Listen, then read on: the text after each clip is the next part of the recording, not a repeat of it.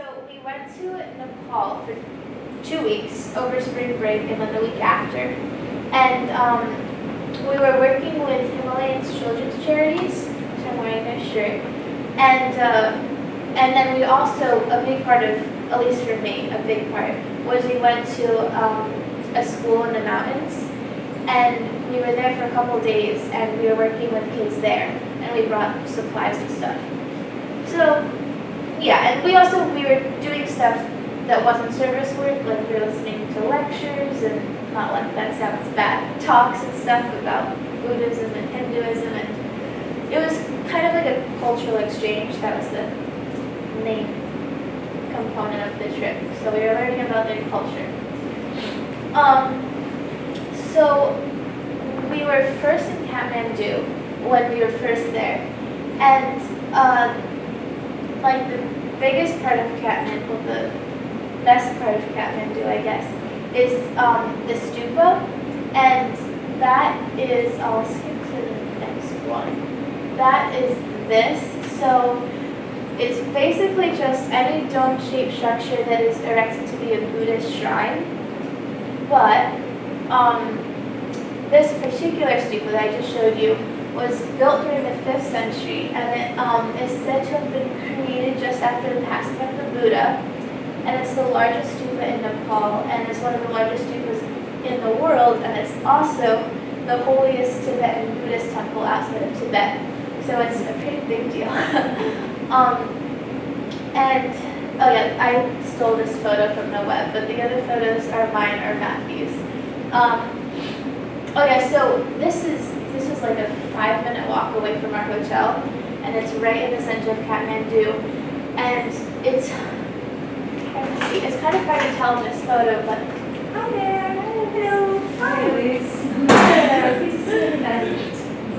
And it's kind of hard to tell in this photo, but well, you can tell it's really big, but this is like the second or third level, like there's more levels underneath it.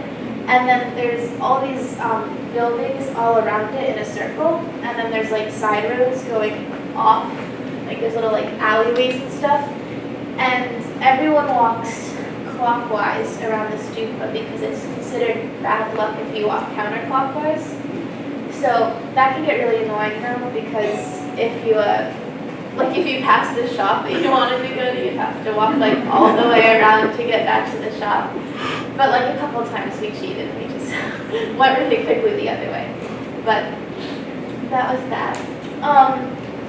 So these are photos I took from inside a coffee shop that was near the stupa, and you can see this, that's the bottom of the stupa, that's the top of the stupa.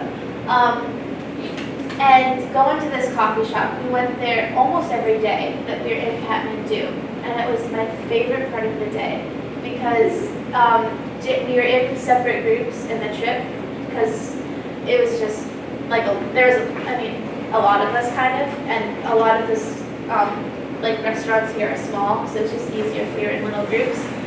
So anyway, the chaperone of my group, Daryl, he said if any of us woke up at like 6:30 or like 7 or something, early in the morning, he'd take us to get coffee around the stupa.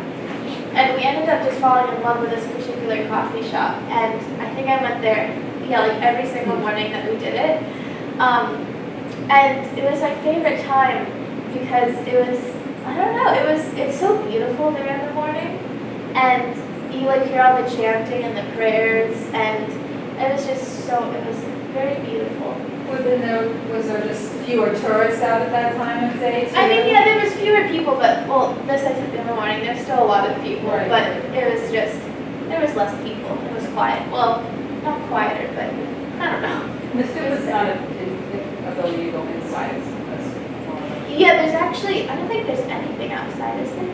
I mean, inside, yeah. I meant, do you know? No, I think there's no buildings. Oh, there is. But you don't. Oh, yeah, we actually did go. I completely forgot about that. We did go inside the stupa. In the bottom level, there is actually stuff inside. I completely forgot about that. We didn't do that. And there's have you seen like prayer wheels before? So they have huge prayer wheels, and you like walk, you do the same thing, you walk around in a circle around it, but they had that inside the stupa. But you can also walk on top of the stupa. So, well, I'll just go back, I guess. Hold on. So there's like stairs to each level, and then you can just walk around on the sides of this, which you wouldn't think you'd be able to do because it doesn't look like that, but that's what people do. And then the air was always really smoky in the morning because they burn incense and sage to drive away evil spirits. So that was that. Okay, so I think we went to this monastery the second or third day we were there, and this was the second monastery we visited, but it was the first one that we visited outside of Kathmandu. And we walked here. Well, we drove and then we walked. But it was like on top of a mountain. It was beautiful, and this nun right here, she gave, again, I don't know what to call it, not a lecture, but just kind of like a talk, I guess. And I don't even know how to put it into words. I kind of tried right here, but she was talking about Buddhism, but then she was also just talking about just life in general, I guess. I don't know, but we all walked away from that feeling very changed, for the better. I don't know. And she spoke English because she was actually originally from Sweden. And yeah, so I have a couple pictures from the monastery. This is a monk.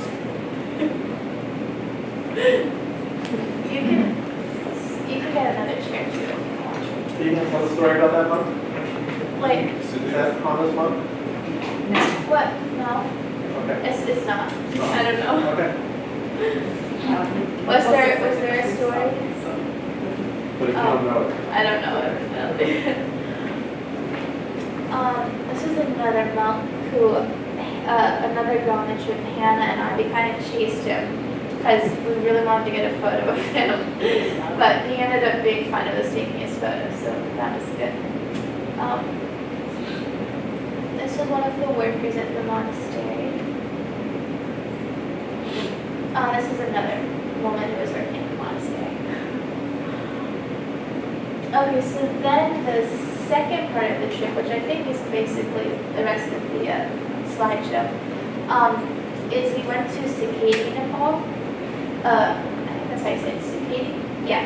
And we were going there because we were going to be doing work at a school there, and we were bringing supplies and school stuff to them.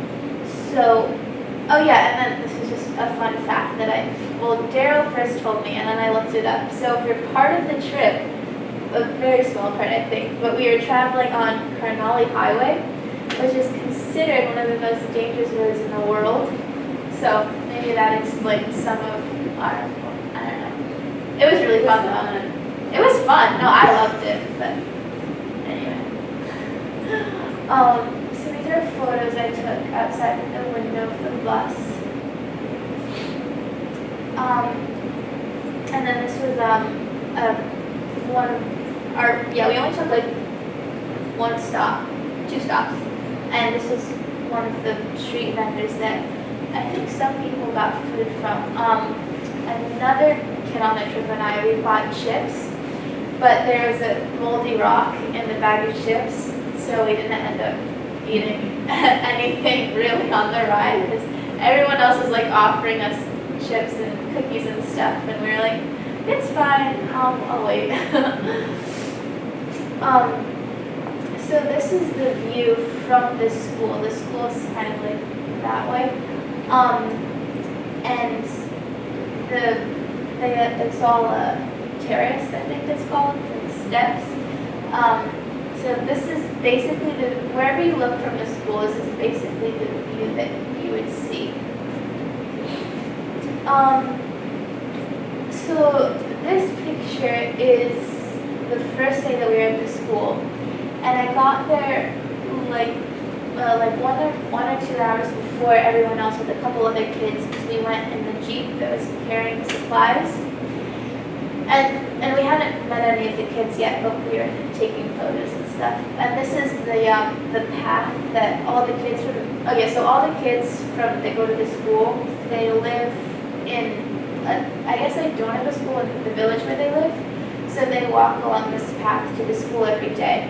And we didn't go to their village, but it was, well, somewhere that way, I guess.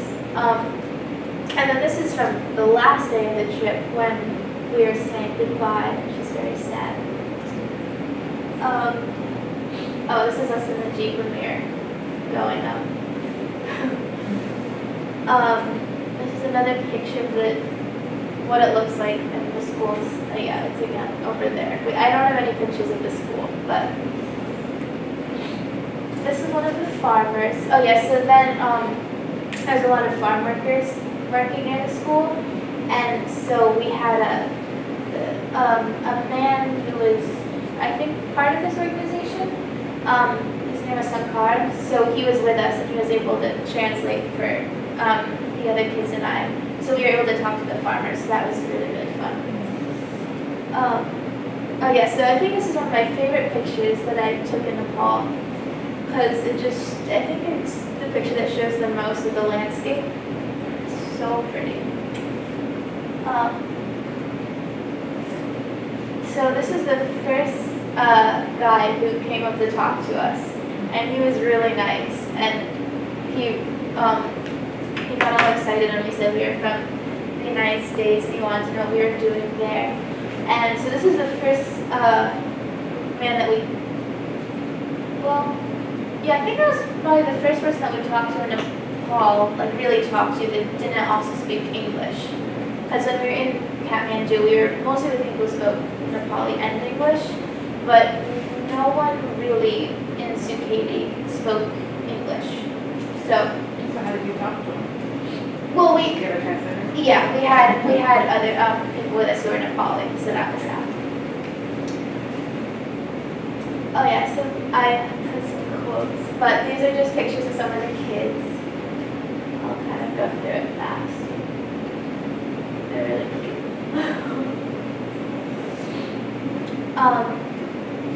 They were really good at braiding hair. I had my hair already braided, but they thought they could do it better, and they did do it better, so they took it out and redid it. So that was really funny. And then, oh yeah, they braided Phoebe's hair too. That was funny. And then, oh yeah, so I was talking about the kids there. I'll kind of reiterate what I wrote. But I was talking about how much I enjoyed being with the kids there. And it was definitely my favorite part of the trip. But also, I think I talked about it a little here, but I was talking about how there's definitely like a language barrier, but I think not just me, but other people. I know another Phoebe who was on the trip, we were talking about it a lot, and we both found it really interesting that even though we didn't speak the same language, we both, both of us, but with the kids there, we were still able to like form such a strong bond with them, and in such a short amount of time too, without speaking the same language, which was so neat if you think about it, because before I went on that trip, I kind of thought that not really possible, because you can't talk to them, but it was neat to figure out that you can do that. You can have a strong connection with someone even if you don't speak the same language. So that was really neat. And I think that wraps it up basically. So this oh yeah, we were all crying, but people were taking photos of us crying. So this is when we were saying goodbye to them. We ended up actually saying goodbye 3 times, because the first time we were saying goodbye, like with everyone, and then we decided to walk down this path, and they waited for us for like 30 minutes, some of the kids, and then we said goodbye a second time, and then we had to leave the school like half an hour after that, and Daryl, that chaperone who took us to the coffee shop, he offered to take some of us like a different way. So we were going that way instead of that way and like loop back around to where we were staying. And then the kids had waited like even more time somewhere else. And then we said goodbye to them a third time. So we started crying like 3 separate times. But that was the third time. So yeah, that was really sweet. I miss you, Nicole. And that was one of the, she worked as a farmer right near the school, I believe. And she, oh yeah, she invited us into her house.